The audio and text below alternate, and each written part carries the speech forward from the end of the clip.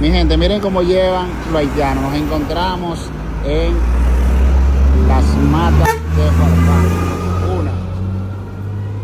Aquí viene la otra. Les voy a contar todas las guaguas. Todas esas guaguas van llenas de... van rodando el día de hoy hacia la frontera a llevar haitianos.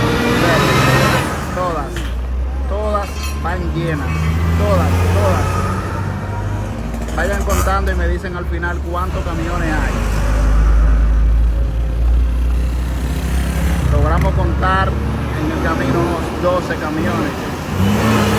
Y observen.